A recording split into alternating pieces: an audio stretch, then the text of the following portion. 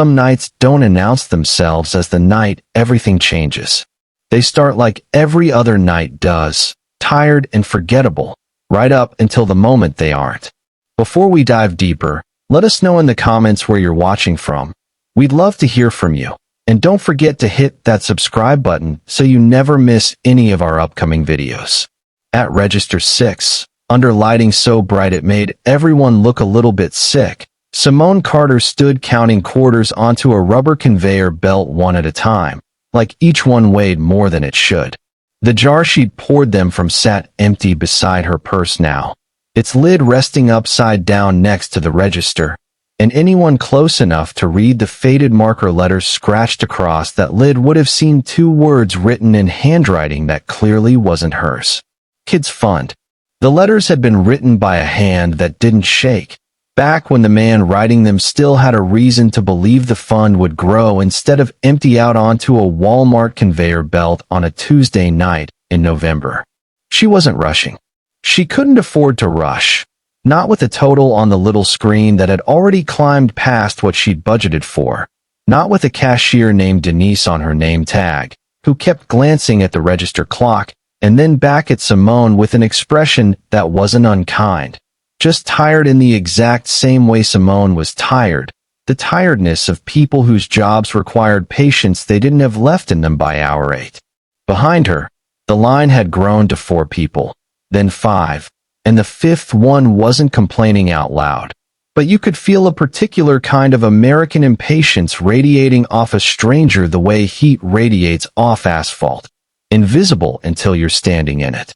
Except for the man directly behind her cart. He wasn't radiating anything like that at all. He stood a little too still for someone waiting in a checkout line at 8:40 on a Tuesday night. One hand resting on the handle of a basket that held exactly 2 items.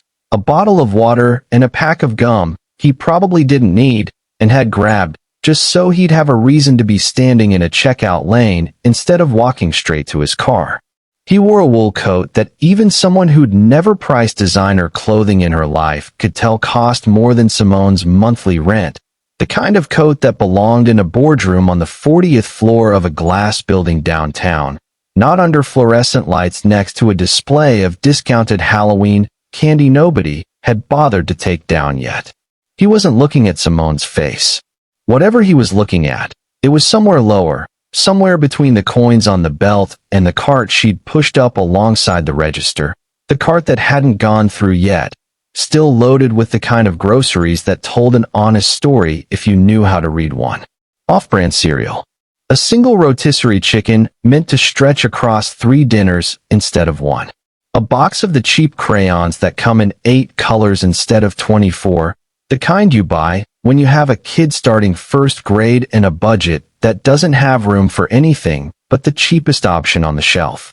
Something in that cart had made him go quiet in a way that had nothing to do with irritation. The cashier called out the balance again, gently this time, like she'd said it once already and didn't want to seem like she was rushing a customer who clearly needed every one of those coins to be counted correctly. Simone nodded without looking up, dropped in another quarter, then a dime, her lips moving slightly as she kept count in her head the way you do when you've had to become fluent in exactly how much money you have left down to the cent, because the version of you that used to round numbers up and down without checking twice doesn't exist anymore. Somewhere behind them both, a shopping cart wheel squeaked against the tile. A child 2 lanes over asked his mother for something in a voice too tired to actually whine about it, and the automated self-checkout kiosks kept repeating their looped instructions to nobody in particular. Ordinary sounds. The kind of sounds that don't usually mean anything.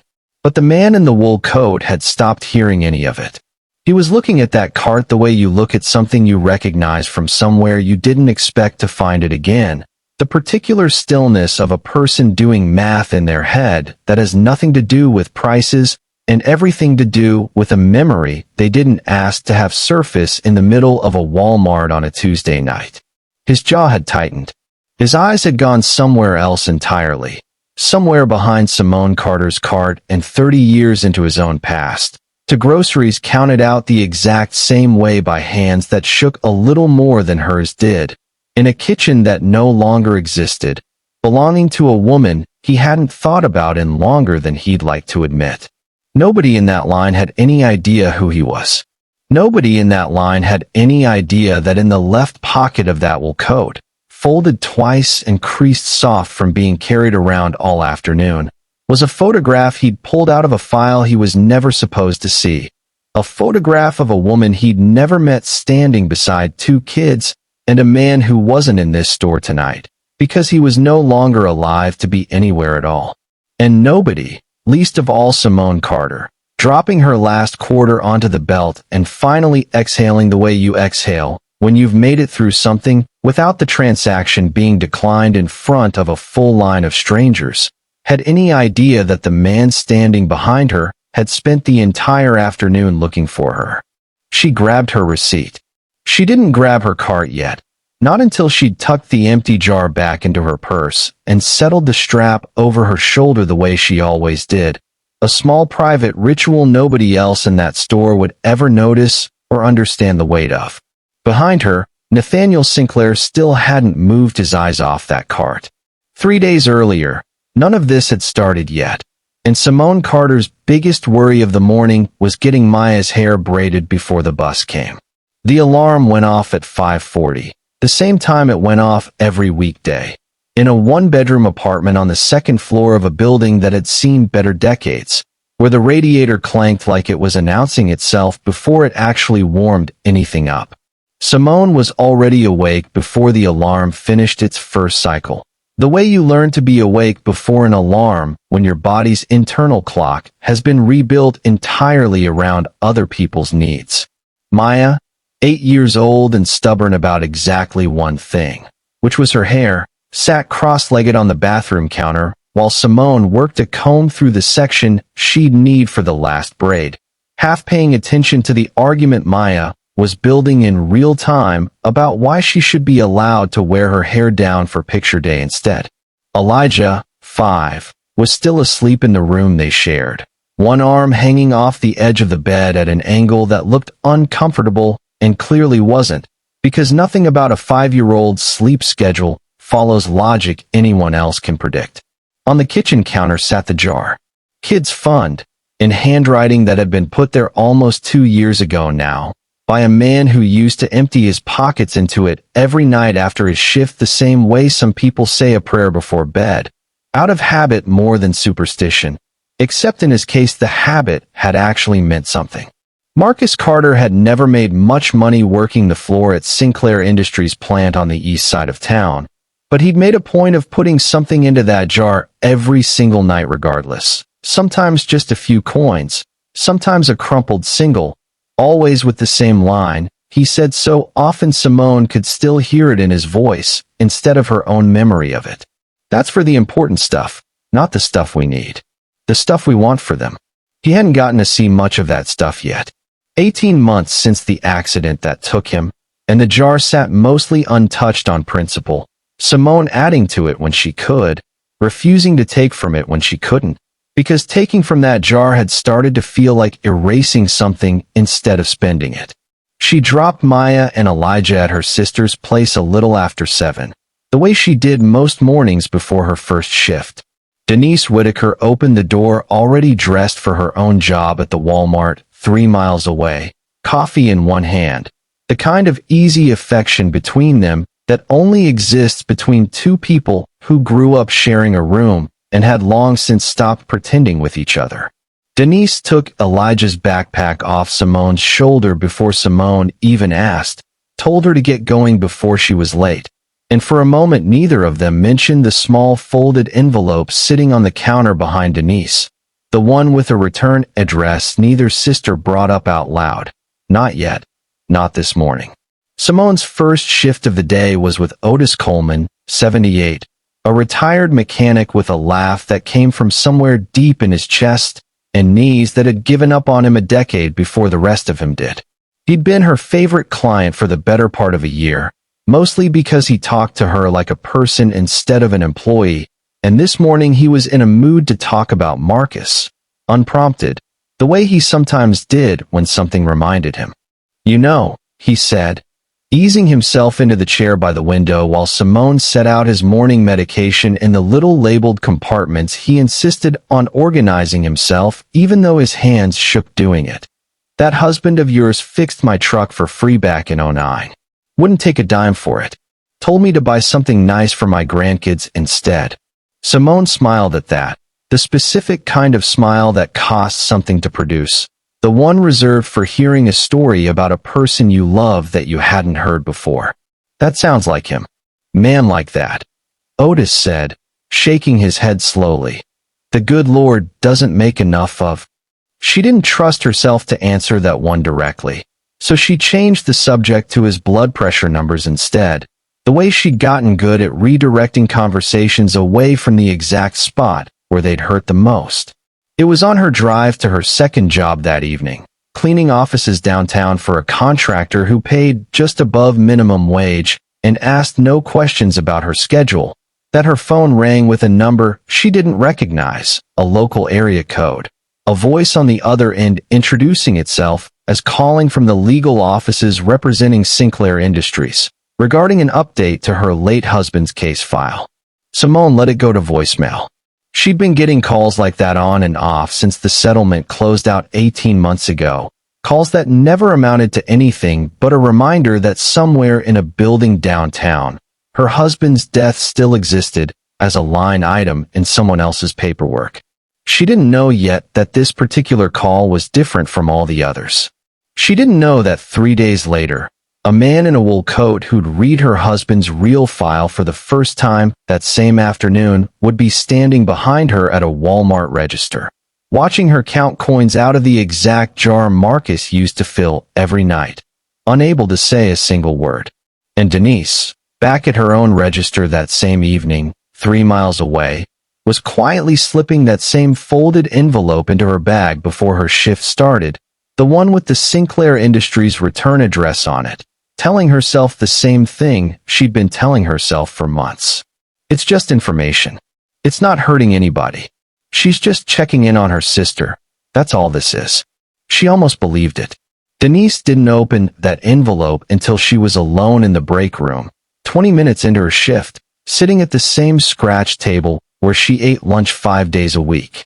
She'd been carrying it around for 2 days already, folded into the bottom of her bag underneath a water bottle and a half-used tube of hand lotion, telling herself she'd deal with it later, the way people tell themselves things they already know they're going to keep putting off.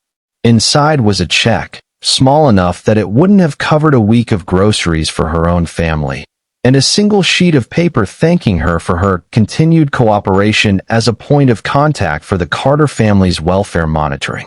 That was the phrase they used. Welfare monitoring. As if what she'd been doing for the last several months. Mentioning offhand in phone calls to a woman named Patrice from Sinclair's legal office how Simone seemed to be holding up, whether she'd mentioned money troubles, whether the kids seemed to be doing all right, was some kind of official service instead of exactly what it actually was. She told herself it started innocently enough. Patrice had called not long after the settlement closed, introducing herself as someone from the company's community outreach division, asking gentle questions about how the family was adjusting, the kind of questions that sounded like concern instead of surveillance. Denise had answered honestly the first time because she hadn't thought there was any reason not to. It wasn't until the small checks started arriving a few weeks later, described as a token of appreciation for her time, that she understood what she'd actually agreed to. And by then she'd already answered 4 or 5 calls, and stopping felt like admitting she'd done something wrong from the very beginning instead of just realizing it too late. She put the envelope back in her bag without cashing the check this time. She told herself that counted for something. 3 miles away, in an office on the 14th floor of a glass building Simone Carter had never once had a reason to walk into, Nathaniel Sinclair sat with a manila folder open on his desk that he had specifically asked his assistant not to log as retrieved, a small unnecessary act of caution that told him, even as he was doing it, that some part of him already understood this folder wasn't something Roland Voss wanted him reading. He'd asked for the full incident file on the East Side Plan accident from 18 months earlier out of nothing more than restlessness. The kind of late evening where a man who built an empire out of paying close attention to details finds himself paying attention again after a long stretch of letting other people handle things he used to handle himself. The initial summary he'd been given when the accident happened had been 3 paragraphs long, describing equipment failure, a settlement process, a case closed. He'd signed off on it at the time because Voss had told him it was handled, and Voss had never once given him reason to think handled meant anything other than what the word implied. Now, reading the full file for the first time, he found an inspection report from 4 months before the accident flagging the exact machine involved for a safety failure that required immediate correction, a corrective work order that had been approved and budgeted, and a follow-up memo, dated 6 weeks before the accident, noting that the repair had been deprioritized to protect the quarter's production numbers. He read that memo 3 times before he set the folder down. He didn't call Voss that night. He sat with it instead, the way he'd learned to sit with things that required him to decide who he actually was before he decided what to do about them. And it was somewhere in that long, quiet hour, staring at a name on a page, Marcus Carter, that something in the back of his memory started tugging at him in a way he couldn't yet place, a familiarity he couldn't source, the particular unease of recognizing something without being able to say from where. He didn't sleep well that night. He wouldn't remember why until he pulled the personnel photo attached further back in the file 2 days later and saw a face that didn't belong to the man in the accident report at all, but to someone standing behind him in a photograph taken at a company picnic, an older man with the same jaw, the same easy posture. A man Nathaniel Sinclair hadn't thought about since he was 16 years old and sleeping in the back of a car that didn't belong to him. But that recognition hadn't come yet. Not this evening. Not while he was still telling himself this was simply a matter of confirming a report had been mishandled and deciding how to correct it quietly, the way he'd corrected plenty of internal mistakes over the years without letting them become anyone else's business. Back at the apartment with the clanking radiator, Simone sat at her kitchen table that same night after the kids were finally asleep, going through the mail she hadn't had time to open in 3 days. A shut-off notice from the gas company, 30 days to bring the account current. A reminder from Maya's school about the picture day fee. And beneath both of those, a business envelope from Sinclair Industries' legal offices, the return address alone enough to make her hands go still before she'd even opened it. Inside was a letter, careful and formal in the way lawyers write things they want to sound generous without committing to anything specific yet, informing her that in light of a recent internal review, the company would like to schedule a conversation regarding additional support for her family. No explanation of what had prompted a review 18 months after the case was closed. No indication of what additional support might mean, whether it was money, or an apology, or nothing at all beyond a phone call meant to make someone feel better about a decision that had already been made elsewhere. She read it twice, then folded it back along its original creases and set it on the counter next to the coin jar, the one that had gone quieter over the last 2 weeks than it should have, coins coming out more often now than they went in, the balance of it dropping in a way she tried not to look at too closely, because looking at it too closely meant admitting how close to empty things actually were. She thought about calling Denise to talk it through, the way she talked through everything with her sister, and something stopped her, some small instinct she couldn't name yet, a feeling that had nothing to back it up except the fact that Denise had been acting strange on the phone lately, distracted in a way that didn't match her usual warmth, quick to change the subject whenever Sinclair Industries came up in conversation at all. She told herself she was imagining it. She had enough real things to worry about without inventing new ones. 2 days later, the school called about Elijah running a fever during recess, and Simone left her shift with Otis Coleman early for the first time in the year she'd worked for him, apologizing twice on her way out the door while he waved her off with the kind of understanding that made her feel worse about leaving rather than better. She picked Elijah up flushed and quiet. The specific quiet of a 5-year-old who doesn't feel good and hasn't figured out yet how to say, so beyond going still. And by that evening, after a trip to urgent care she hadn't budgeted for, and a diagnosis of an ear infection that came with a prescription she'd need to pick up before the pharmacy closed, the coin jar took its biggest hit yet. More than half of what remained gone in a single day to keep her son from being in pain through the night. She sat on the edge of the bathtub after both kids were finally asleep, running the water for a bath she didn't end up taking, staring at the empty half of the jar sitting on the sink where she'd left it after counting out what she needed, and let herself cry the way she rarely allowed herself to anymore. Quietly, quickly, like even her grief operated on a schedule now, allotted exactly as much time as she could afford to give it before she had to be someone's mother again. It was 2 nights after that when Nathaniel Sinclair finally called Roland Voss into his office, closed the door himself instead of asking his assistant to do it, and set the incident file down on the desk between them without a word of preamble. Voss glanced at it, and something crossed his face for less than a second, there and gone fast enough that a less careful man might have missed it entirely. Nathaniel didn't miss it. "Walk me through the corrective work order," Nathaniel said.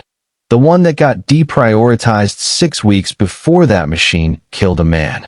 Voss's answer came smooth and immediate, the practiced ease of someone who had clearly anticipated needing an answer to this exact question eventually, and had prepared one in advance. Budget cycles. Competing priorities across 12 facilities. A judgment call that, in hindsight, he deeply regretted, though at the time had seemed reasonable given the information available. Nathaniel let him finish. He'd built a career reading rooms, reading people, knowing the difference between a man explaining a mistake and a man performing an explanation he'd rehearsed, and what he was looking at now was unmistakably the second one. "Give me everything on the Carter case," he said. "Every version of this file that exists. And Roland, I want to know why nobody thought I needed to see the first one." Voss said he'd have it pulled together by end of week. Nathaniel told him he needed it by tomorrow morning. That night, alone in his office long after the rest of the floor had emptied out, he went looking through older personnel archives for anything connected to the Carter name, more out of instinct than any clear plan, and found a photograph from a company picnic nearly 2 decades old, an employee appreciation event held the same summer Sinclair Industries opened its second facility. Marcus Carter stood near the front of the photo, younger, laughing at something outside the frame. Standing just behind his shoulder, an older man Nathaniel recognized instantly despite the 2 decades between that photograph and this office.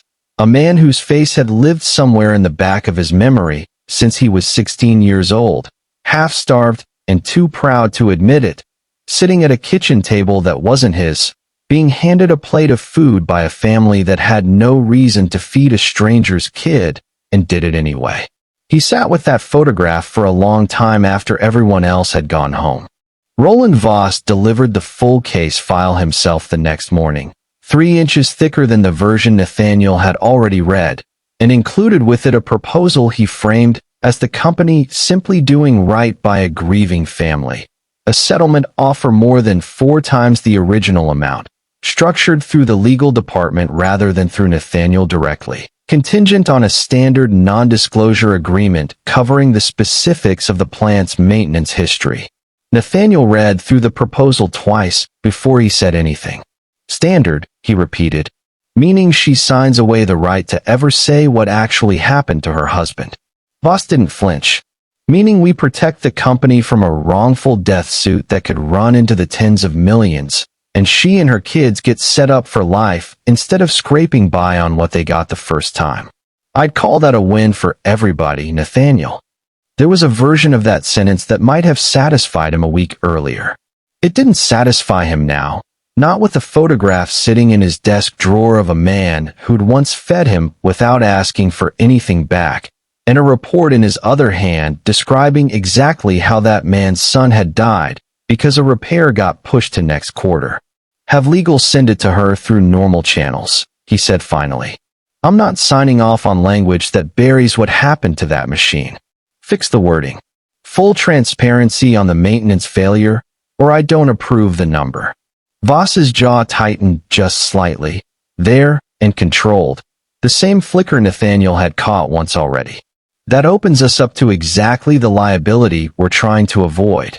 Then maybe we should have avoided creating the liability 18 months ago, Nathaniel said, and didn't elaborate further, and Voss left the office without pushing back a second time.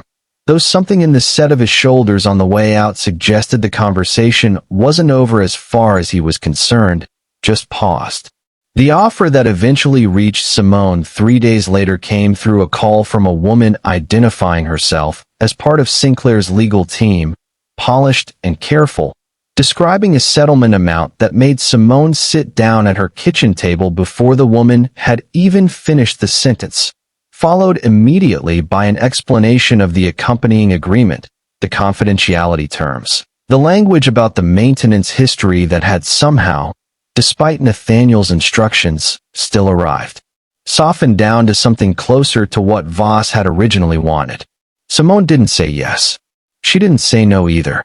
She asked for time to think it over, and the woman on the phone told her, kindly enough, that these things generally worked best when decided within the week. She called Denise that night, unable to sit with the number alone any longer, and her sister's reaction surprised her. An urgency in Denise's voice that felt less like excitement and more like relief bleeding into something closer to guilt, though Simone couldn't place why yet. You have to take it, Denise said, faster than the conversation called for. Simone, that's everything. That's the kid's whole future. You take that money and you never look back. There's a whole page in here I still don't understand, Simone said. About the machine. About maintenance records. Why would they need me to promise not to talk about maintenance records unless there was something in them worth not talking about? Denise went quiet on the other end of the line in a way that told Simone more than anything either of them said next, and it was in that silence, small and specific, that Simone first felt something shift in her chest that had nothing to do with the money at all. She didn't sign anything that week. She told the legal team she needed more time, and if the woman on the phone was frustrated by that, she didn't let it show. It was during that same stretch of days, 3 of them exactly, that Simone ran into a man named Harold Freeman at the pharmacy picking up Elijah's second round of antibiotics, a man who used to work the same floor Marcus had worked, close enough that they'd shared a lunch table most days for years. Harold recognized her before she recognized him, older now than she remembered, walking with a slight limp he hadn't had before, and after the usual careful pleasantries people offer a widow they haven't seen in a while, he said something that stopped her hand halfway through signing the pharmacy receipt. You know your husband raised a stink about that press machine, right? Months before it happened. Told Voss himself it wasn't safe, that it needed the guard replaced. Never heard nothing back about it. He said it plainly, without drama, the way you mentioned something you assumed everyone already knew, and when he saw her face, he seemed to realize, too late, that she hadn't known at all. She didn't sleep that night, not really. Lying in the dark running through 18 months of assuming an accident meant exactly what the word implied, an unfortunate and unavoidable thing, rather than something somebody could have prevented and chose not to. The coin jar sat almost empty on the kitchen counter the following Tuesday evening when she finally went out for groceries, later than usual, the kind of trip you make when you've been putting it off because the money for it barely exists, counting out what little cash and coin she had left before she even reached the store, because the bank account tied to whatever remained of the original settlement had a hold placed on it pending her decision, a detail the legal team hadn't bothered explaining fully until it was already inconvenient for her. She loaded her cart with exactly what the coins could cover and nothing more. Off-brand cereal instead of the kind Maya liked. A single rotisserie chicken that would need to stretch across 3 dinners. The cheap box of crayons instead of the good ones, because Maya's teacher had sent home a supply list and there wasn't room in the budget this month for anything but the cheapest option on the shelf. She didn't notice the man behind her in line at first, not until she was most of the way through counting out coins at the register, aware only of the general shape of someone standing close enough behind her cart that she felt slightly self-conscious about how long the transaction was taking. It wasn't until she'd finished, until the receipt printed and she reached to tuck the empty jar back into her purse, that she caught him properly out of the corner of her eye, a man in a coat that didn't belong in this store, standing perfectly still, looking at her cart like he'd seen a ghost standing inside it. She didn't think much of it in the moment. People stared sometimes, at the coins, at the crayons, at whatever conclusions they drew from a cart like hers, and she'd long since stopped having the energy to care what strangers assumed about her life. She had no way of knowing that the man behind her had spent the better part of that same afternoon holding a photograph of her family in his coat pocket. No way of knowing that he'd already decided, before she'd even finished counting her coins, that he wasn't going to let this be the last time their paths crossed by accident.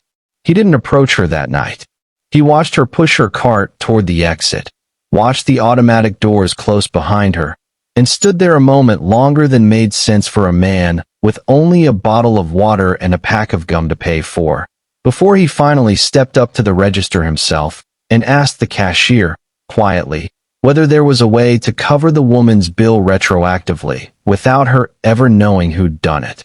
The cashier, a young man who'd seen plenty of strange requests in this job, but not one quite like that, told him it wasn't really something they could do once the transaction had already closed out, and suggested instead that if he wanted to do something kind for a customer, the store sometimes let people leave a credit on file for regular shoppers, no name required. Nathaniel left a number that made the young cashier's eyebrows go up slightly, told him to put it toward whatever that woman and her cart needed for as long as it lasted, and left without buying either the water or the gum at all. He drove home that night with the photograph still in his coat pocket, and it was somewhere on that drive, alone with his own thoughts for the first time all day, that he decided watching from a distance wasn't going to be enough anymore. Not for a family that had already been let down once by people who knew exactly who they were and chose not to help. 3 days after that trip to the store, Simone noticed something strange on her account balance at the register when she went back for milk and bread, an amount that read higher than it should have, and when she asked the young cashier about it, he told her, awkwardly, that there was a credit on file for her, added anonymously, no name attached, no explanation given beyond a note that it should cover whatever she needed for the time being. She stood there holding a gallon of milk longer than the moment called for, running through every possible explanation and settling on none of them, because the only people who'd know to do something like that were people connected to the settlement she still hadn't signed, and the idea that Sinclair Industries would quietly pay her grocery bill while their lawyers waited on her decision felt less like kindness and more like something being managed from a distance she wasn't allowed to see. She didn't touch the credit. She paid for the milk and bread with what cash she had left, told the cashier she appreciated it, but would rather not use it, and left the store with a knot in her stomach that hadn't been there when she walked in. That knot hadn't loosened by the following Thursday, when a knock came at her apartment door around 6 in the evening. Right as she was getting Elijah settled with his dinner, and Maya was working through homework at the kitchen table. She wasn't expecting anyone, and when she looked through the peephole and saw the same wool coat from the checkout line standing in her hallway, her first instinct wasn't curiosity. It was anger, immediate and clean, the kind that comes from feeling like you've been followed rather than found. She opened the door only partway, one hand still on the frame, close enough to shut it again if she needed to. "Can I help you with something?" He didn't try to charm his way past that question the way she half expected him to. He introduced himself plainly, said his name was Nathaniel Sinclair, and watched her face change the moment the surname landed, the particular stillness of someone recognizing a name they've read on legal letterhead more times than they wanted to. "You're the one who's been calling," she said. "Not a question. I'm the one who should have been paying attention 18 months ago, and wasn't, he said. I'd like 10 minutes. If you tell me to leave after that, I will. She almost closed the door. She thought about Maya at the table behind her, about Elijah still working through his dinner, about how much easier the last 18 months would have been if people who ran companies like his ever showed up in person instead of sending lawyers to do it for them. And something in the way he said it, plain and unrehearsed, made her step outside instead of turning him away entirely, pulling the door most of the way shut behind her so the kids wouldn't hear whatever this conversation was about. To become. He told her everything, standing in that hallway with the same stillness she'd noticed in the checkout line. Only this time she understood what it had been. He told her about the inspection report flagging the machine 4 months before the accident. He told her about the corrective work order that had been approved, budgeted, and quietly canceled 6 weeks before Marcus died to protect a quarter's production numbers that, in the grand scheme of the company's earnings, wouldn't have moved the needle at all.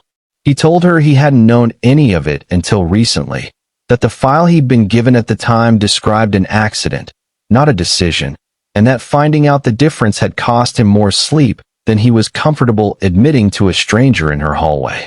Simone listened without interrupting, arms crossed, jaws set in a way that held steadier than she felt, and when he finished, the first thing she said wasn't about the money at all. Harold Freeman told me Marcus complained about that machine before it happened. Is that true? Yes, Nathaniel said. It's in the file. He raised it twice, in writing, to the plant supervisor, and it never made it past Roland Voss's desk in any form that would have required action. Something in her face broke slightly at that. Not tears, not yet, but a kind of exhaustion finally meeting its explanation. 18 months of grief that had been quietly carrying an unspoken question underneath it, whether there was anything she or Marcus could have done differently, and finding out now that the answer had never been about them at all. Why are you telling me this instead of your lawyers? She said. Why not just send the settlement, get me to sign, and let it disappear the way you clearly wanted it to disappear the first time? Because I read a report a week ago with your husband's name on it, Nathaniel said, and it's the first time in longer than I'd like to admit that I actually recognized what my own company had let happen instead of just approving the paperwork that made it go away. He didn't tell her the rest of it that night. He didn't mention the photograph still folded in his coat pocket, didn't mention a summer 3 decades earlier when he was 16 and sleeping in the back of a car with nowhere else to go, when a family he'd never met before took him in without asking anything in return, fed him, gave him a bed for a season, and sent him back into the world with enough steadiness under him to eventually build everything he had now. He didn't know yet how to say that part out loud, not standing in a hallway with a woman who had every reason not to trust a single word coming out of his mouth. What he did tell her was that he intended to reopen the investigation into the plant's safety failures publicly, through proper regulatory channels rather than a quiet internal fix, and that whatever settlement she eventually accepted, it wasn't going to come with a confidentiality agreement attached. Not this time. Not on anything that mattered. She didn't thank him. She wasn't ready to. But she didn't ask him to leave right away either. And when he finally did go, walking back down the stairwell of a building that had clearly seen better decades, she stood in her doorway a long moment before going back inside to finish getting Elijah through his dinner, turning over everything he'd said in a way that left less room now for the anger she'd answered the door with, and more room for something unfamiliar and harder to name. The beginning of a question she didn't yet know how to ask him. For days later, Nathaniel called her again, this time asking if she'd be willing to meet him somewhere other than her doorway, somewhere she could sit down, and Simone agreed only after making him promise there'd be no lawyers in the room and no paperwork waiting to be signed.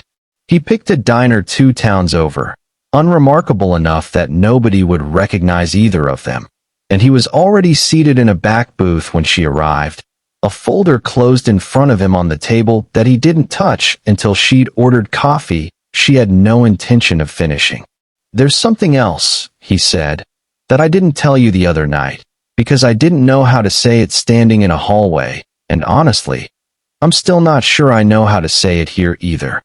He slid an old photograph across the table, its edges soft from handling. A company picnic from nearly 2 decades back. Employees gathered loosely around picnic tables under a sky that had long since stopped existing exactly the way the photograph remembered it. He pointed to a younger Marcus Carter near the front, laughing at something outside the frame, and then to an older man standing just behind his shoulder, weathered and solid in the particular way of men who've worked with their hands their whole lives. "That's your husband's father," Nathaniel said. "James Carter. I only found this a week ago going through old personnel archives, trying to understand who I was actually dealing with in that incident file." He paused, and something in his voice thinned out, the careful control he'd carried through every other part of this slipping just slightly. I knew that face the second I saw it. Not from any file. From my own life, 30 years before any of this. Simone said nothing, waiting, the coffee cooling untouched in front of her. "I was 16, he said. My mother had passed the year before. My father wasn't in any condition to raise anybody, including himself, and I'd been sleeping in the back of a car that belonged to a friend's older brother for the better part of a month, telling myself it was temporary, telling myself I had it handled. I didn't have anything handled. I was hungry most days and too proud to say so." He turned the photograph slightly, so it faced her instead of him. "A man named James Carter found me sitting outside a diner not unlike this one. Asked me when I'd last eaten a real meal, and when I lied to him, he didn't believe me for a second.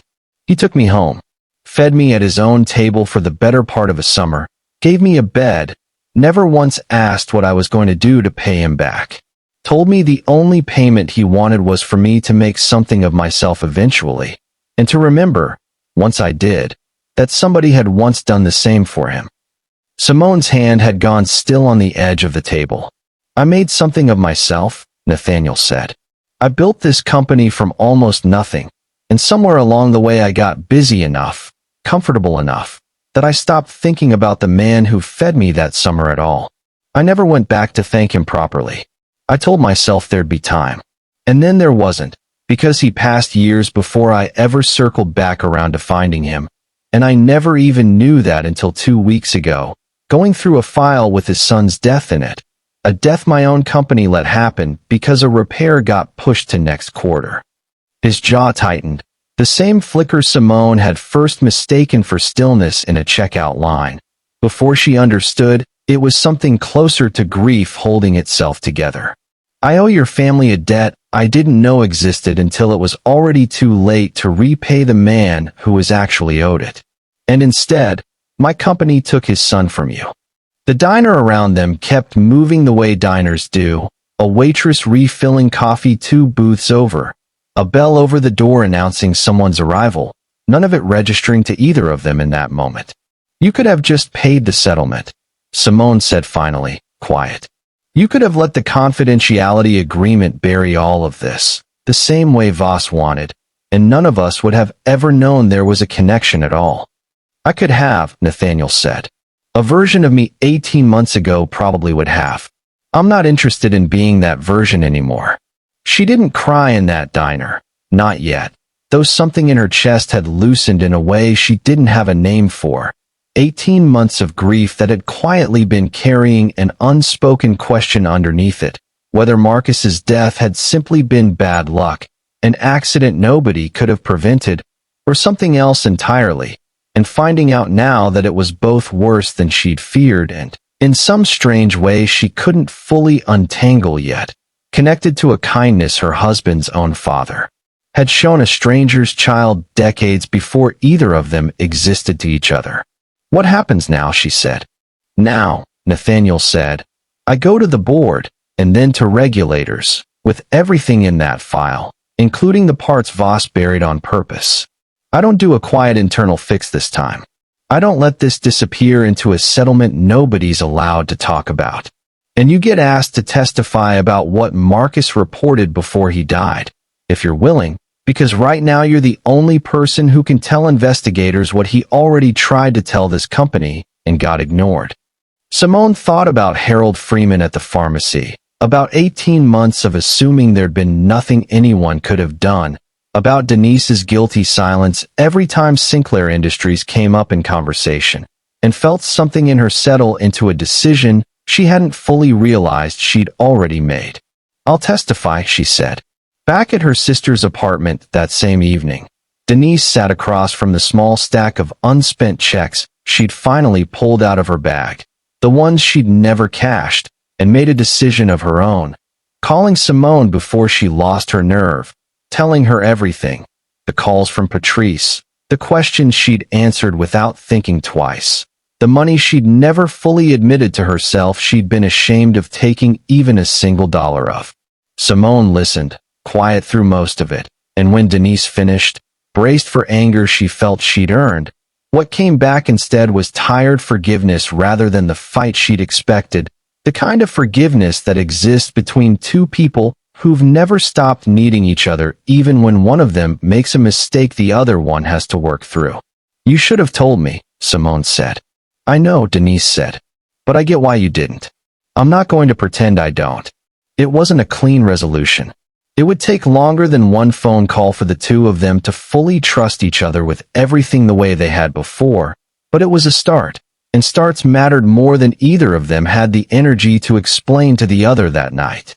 2 weeks later, Roland Voss sat across from Nathaniel and the full board, watching an investigation he'd spent 18 months quietly managing get laid out in detail he'd never intended anyone above his own desk to see, the corrective work order, the memo deprioritizing it, the second complaint Marcus Carter had filed in writing that never made it into any official record at all. He didn't deny it outright, not with the paper trail sitting in front of him, and Nathaniel didn't give him the courtesy of resigning quietly. The termination was public. The referral to regulators followed within the week. Nathaniel called his son that same night, something he hadn't done first and longer than either of them wanted to admit, and told Caleb everything, not asking for forgiveness this time, just asking what he thought. And for the first time in years, Caleb stayed on the phone past the first 10 minutes instead of finding a reason to hang up early. Simone Carter sat for her OSHA interview 3 weeks after that, describing in careful, steady detail everything Marcus had told her about that machine in the months before it took his life. And this time, there was no confidentiality agreement waiting on the other side of it to make sure nobody outside that room ever heard a word of what she said.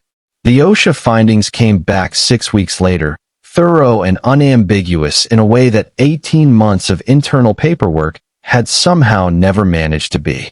The East Side plant's press line had failed 2 separate safety inspections in the year before Marcus Carter's death, the second failure occurring only 4 months prior, and the corrective work order tied to it had been approved, funded, and then quietly shelved to protect a single quarter's production numbers. Marcus's own written complaints, dated and time-stamped, matched almost exactly the language of the original inspection report, a detail that made it impossible for anyone reading the file afterward to call what happened an accident in any honest sense of the word. The plant was shut down for a full safety retrofit before the findings had even been made public, every press line on that floor rebuilt to a new standard Nathaniel insisted apply company-wide, rather than just at the one facility where a man had died, proving it was necessary. Roland Voss was formally charged with falsifying safety compliance records, and the case that followed made regional news for weeks, not because Nathaniel's legal team pushed the story, but because he refused to let them bury it the way Voss once had. Reporters who called the company for comment got put through to Nathaniel directly more often than not, and what they heard from him wasn't a rehearsed statement about lessons learned. It was closer to an admission that he'd been the kind of executive who signed off on summaries instead of reading files, and that the cost of that particular kind of comfort had been a man's life. Simone watched some of that coverage from her kitchen table, the same table where she'd once opened a letter from Sinclair Industries' legal office and felt nothing but dread at the sight of the return address. Watching Nathaniel say Marcus's name out loud on camera, plainly, without a lawyer standing beside him to soften it, didn't undo 18 months of grief. It didn't make the nights any less lonely or the coin jar any less empty most of the time. But it did something else, something she hadn't expected to feel again this clearly, which was the sense that her husband's death finally meant something to the people who'd caused it, rather than being a line item they'd hoped would eventually stop mattering to anyone at all. The settlement that eventually came through wasn't the number Voss had first proposed, the one wrapped around a silence she would have had to carry for the rest of her life. It was smaller, and it came without a single clause asking her to stay quiet about anything, and somehow that made it feel like more instead of less. Alongside it, Nathaniel established a foundation in Marcus's name, funding safety retrofits at manufacturing plants across 3 states, and he asked Simone, not through his legal team, but in person, over coffee she actually drank this time, whether she'd be willing to help run its community outreach, meeting with families who'd lost someone the way she had, making sure none of them spent 18 months assuming there was nothing anyone could have done differently. She said yes to that offer for reasons that had nothing to do with the salary attached to it, though the salary meant she couldn't remember the last time the gas company had sent her a notice about anything. Denise came to the first foundation event Simone helped organize, standing near the back of the room in a dress she'd bought for the occasion. Watching her sister speak to a room full of strangers about a husband she still talked about in the present tense sometimes without meaning to. Afterward, the two of them sat in Simone's kitchen the way they used to before any of this happened, and neither of them brought up the checks or the phone calls with Patrice again that night. Not because it was forgotten, but because they'd already said everything that needed saying about it weeks earlier, and some things, once genuinely forgiven, don't need repeating every time you're in a room together. Caleb Sinclair showed up at the OSHA hearing the week Simone testified, sitting in the back row without telling his father beforehand that he was coming, and Nathaniel spotted him there in the middle of proceedings that had nothing to do with either of them personally. And something in his chest went tight in a way that had nothing to do with Roland Voss or corrective work orders at all. They got dinner afterward, the first meal the two of them had shared in longer than either wanted to admit out loud, and Caleb asked him, plainly, why it had taken a stranger's death and a photograph of a man neither of them had ever met to get his father to start showing up for the people who mattered. Nathaniel didn't have a clean answer for that. He told his son the truth instead, that he didn't know, that some men needed to lose something irreplaceable before they understood what they'd been careless with, and that he was hoping he hadn't already run out of time to be careless with Caleb the same way he'd been careless with everything else. It was a small dinner. It wasn't a full repair of everything broken between them, but it was a start, the same way Denise and Simone's conversation had been a start. The same way the plant retrofit was a start rather than an ending, small honest steps taken by people who'd finally stopped pretending the easier version of the story was the true one. On a Sunday evening several months later, Maya sat at the kitchen table doing homework with a full set of 24 crayons instead of the cheap box of 8. Elijah asleep early after a full day that had tired him out the good way instead of the sick way. And Simone stood at the counter where the coin jar sat, refilled now, coins going in most nights instead of coming back out. The handwriting on the lid as faded as ever, but the words still perfectly legible. Kids Fund. Nathaniel had come by that evening, an arrangement that had become less unusual over the months than either of them would have predicted the night he first knocked on her door in a wool coat that didn't belong in that hallway. Maya, without being asked, held out a single quarter toward him, the way she'd started doing every time he visited, some small ritual she'd invented herself that nobody had explained to her the full weight of, and Nathaniel took it from her small hand and dropped it into the jar the way Marcus once had every night without fail, the coin landing among the others with a sound too small to mean anything to anyone who hadn't lived through everything it took to get that jar full again. Simone watched him do it from across the kitchen, and for the first time in longer than she could remember, The sound that jar made didn't remind her only of everything she'd lost. It reminded her of what was still here.